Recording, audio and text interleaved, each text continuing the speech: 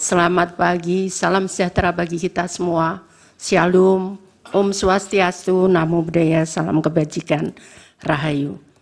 Yang mulia Ketua Bapak Soehartoyo, yang mulia Bapak Saldi Isra, yang mulia Bapak Arif Hidayat, yang mulia Ibu Eni Nurbaningsih, yang mulia Bapak Daniel Yusmik Peko, dan yang mulia Bapak Guntur Hamzah, yang mulia Bapak Ridwan Mansur, dan Bapak Ibu sekalian, Bapak Menko PMK dan Menko Perekonomian, Ibu Menteri Keuangan, tadi sudah dijelaskan banyak tentang kebijakan anggaran. Kami langsung menjelaskan tentang program-program yang kami lakukan di Kementerian Sosial.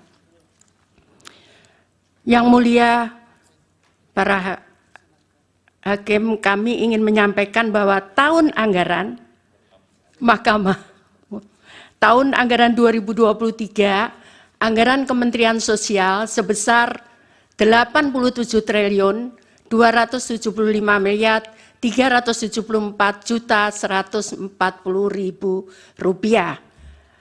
Anggaran tersebut dilaksanakan melalui program perlindungan sosial sebesar 86 triliun 100 miliar 271 juta 705.000 atau 98,65%. Ini adalah bagian dari program yang tadi dijelaskan oleh Bapak-Bapak sebelumnya dan Bapak Ibu sebelumnya sebesar 496 triliun dari perlindungan sosial. Kemudian program dukungan manajemen sebesar 1 triliun 175 miliar 102 juta 435.000 rupiah atau 1,35%. Dengan penjelasan bahwa anggaran berbelanja, belanja pegawai 438 miliar 438,17 miliar atau 0,50%. Belanja barang 3 triliun 353 triliun 3,84%. Belanja modal 167 miliar 167,22 miliar atau 0,19%. Belanja bantuan sosial 83 triliun 316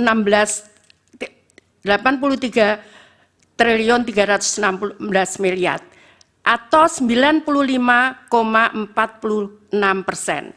Ini berbeda kalau kami sampaikan di perlindungan sosial kenapa 86 triliun 100 miliar itu yang belanja bansos itu adalah belanja bansos reguler untuk tahun 2023 meliputi PKH dan bantuan pangan non tunai serta bantuan BLT El Nino di 2023. Sedangkan untuk sisanya perlindungan sosial itu ada bantuan atensi, ada permakanan untuk lansia yang tidak ada keluarga, dan permakanan untuk disabilitas serta untuk anak yatim. Dan kebetulan pada tahun 2023 itu ada untuk anak gagal ginjal akut. Kami akan menjelaskan setelahnya.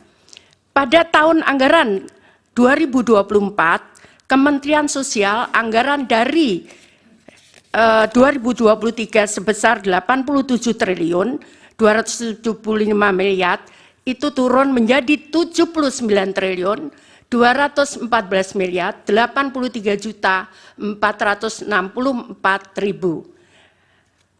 Penjelasannya adalah anggaran per program perlindungan sosial 78 triliun 54 miliar 196 juta 767.000 rupiah atau 98,54% itu belanja bantuan sosial. Di sebelahnya yang berwarna kuning 75 triliun, 61 triliun 95,46% itu di luar bantuan El Nino. Sehingga kami kembali reguler menyerahkan bantuan reguler PKH dan PPNT. Kemudian program dukungan manajemen 1.159.886.697.000 atau 1,46%. Jadi kalau kita bandingkan anggaran tahun 2023 dan 2024, tadi sudah kami sampaikan bahwa anggaran kami turun dari 87.374.140.000 turun menjadi 79.214.083.464.000 rupiah. Hal ini karena belanja BLT El Nino keluar dari bantuan di 2024 dengan rincian sebagai tertera di atas.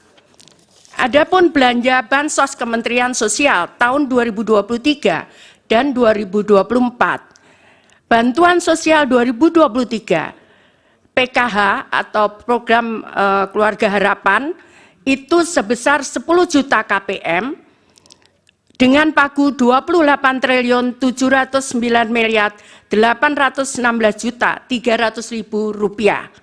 Ini tetap di 2024 tetap 10 juta targetnya, namun realisasinya tidak bisa persis sama 10 juta karena begitu saya netapkan hari ini dengan data, tiap bulan kami perbaiki data karena ada yang meninggal, ada yang lahir, ada yang pindah, sehingga kami harus menetapkan tiap bulan, karena kalau sesuai Undang-Undang 13/2011 itu 1 tahun 2 kali, maka kami sudah terlambat karena yang meninggal sudah banyak, kemudian yang lahir juga banyak, sehingga kami rubah sekarang ini tiap bulan kami menetapkan data penerima bantuan sosial. Yang kedua adalah kartu sembako.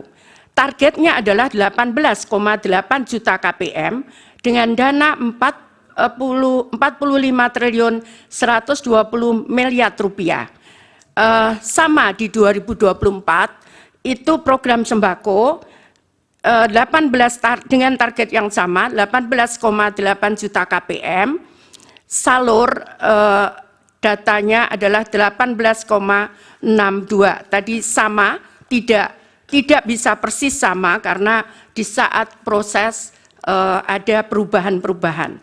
Nah, kemudian tahun 2023 ada BLT El Nino dan ini sudah disetujui oleh DPR melalui kesimpulan rapat kerja di Komisi 8 DPR RI dengan Menteri Sosial masa persidangan 2 tahun sidang 2023-2024 Selasa 7 November 2023. Dan ini harus selesai pada bulan Desember karena anggaran tahun 2023 dan saat turun adalah di bulan November. Kemudian bantuan sosial lainnya adalah bantuan untuk gagal ginjal akut untuk 326 orang dengan nilai total 17.520.000.000. Kemudian atipikal atau GGPA itu terdiri dari ini program permakanan untuk lansia 100.000 orang sebesar 552 miliar rupiah. Kemudian permakanan untuk disabilitas ini polanya adalah diserahkan kepada kelompok masyarakat, bisa RW tergantung wilayahnya. Kalau jumlah penduduknya sedikit bisa di kelurahan, dikelola oleh masyarakat, mereka yang memasakkan dan setiap hari mereka menyerahkan kepada penerima manfaat.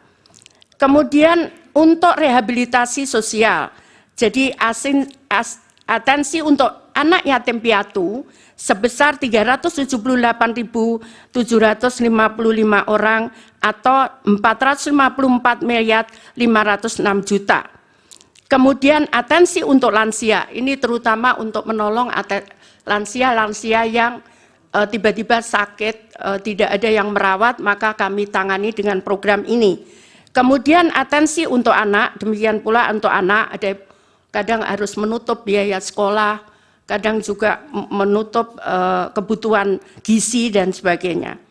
Kemudian atensi untuk penyandang disabilitas, ini bantuan kursi roda dan sebagainya. Kemudian atensi untuk korban bencana. Jadi kami memberikan bantuan korban bencana untuk meninggal sebesar 15 juta. Kemudian atensi untuk kelompok rentan dan alat bantu aksesibilitas untuk penyandang disabilitas, serta untuk atensi korban penyalahgunaan nafsa dan ODIF sebesar 10.000 orang dengan nilai 1.706.250.000. Kemudian pemberdayaan komunitas adat terpencil itu yang berada di terdepan perbatasan negara, kemudian terpencil di tengah hutan sebesar 2.847 KK atau setara dengan 50.860 juta rupiah. Kemudian rumah sederhana terpadu atau perbaikan perumahan untuk 7.500 KPM ini di 2023. Untuk 2024 target volumenya hampir sama, hanya tidak ada untuk El Nino, tidak ada gagal ginjal akut. Namun ini ada beberapa, tadi sudah saya sampaikan, ini baru beberapa 6 bulan, jadi untuk permakanan sudah saya sampaikan ke Bu Menkyu. Jadi total anggaran adalah di 2024 75 triliun 616 miliar, sedangkan realisasi 25 triliun 340 miliar rupiah atau 33,61%.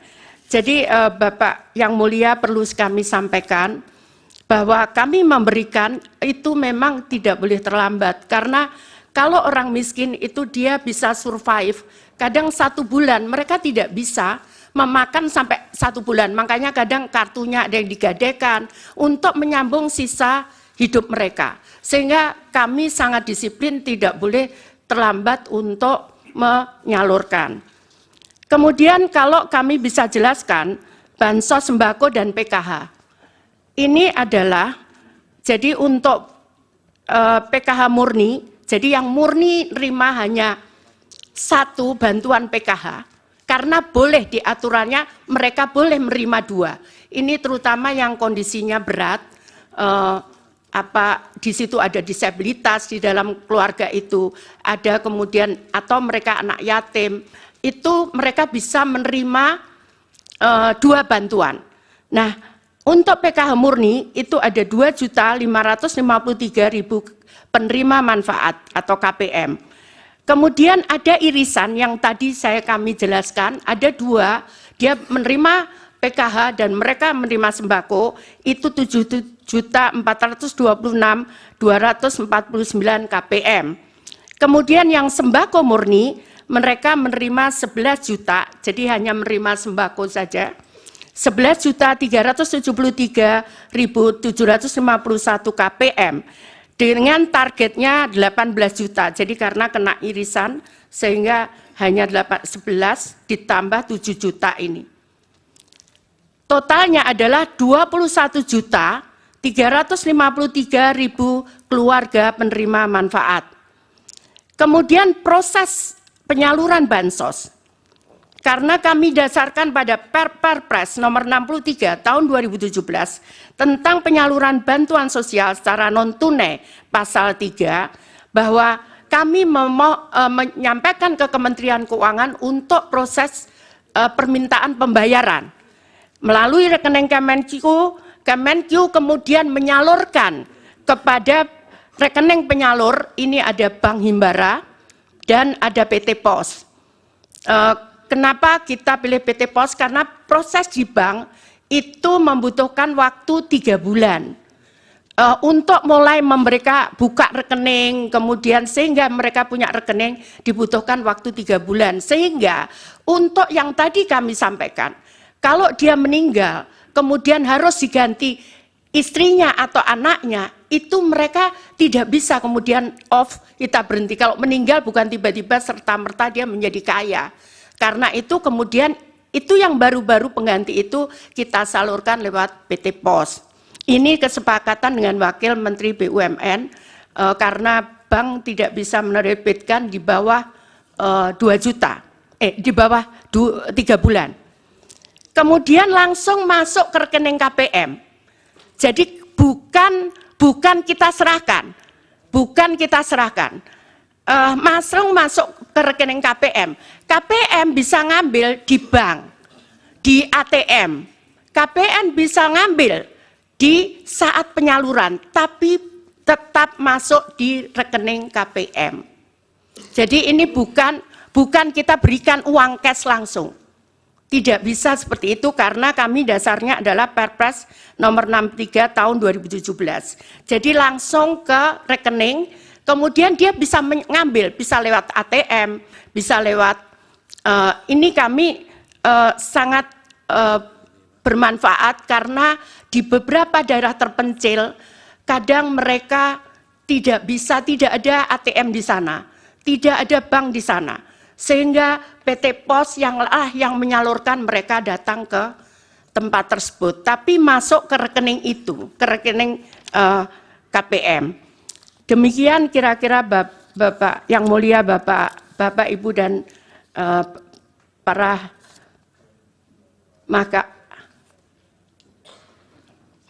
Mahkamah Konstitusi, saya mohon maaf menjelaskannya bukan dengan membaca karena saya biasa melakukan dengan chart seperti ini. Demikian, terima kasih, mohon maaf kalau ada yang kurang berkenan. Saya akhiri, wassalamualaikum warahmatullahi wabarakatuh. Salam sejahtera bagi kita semua. Salam Om Santi Santi.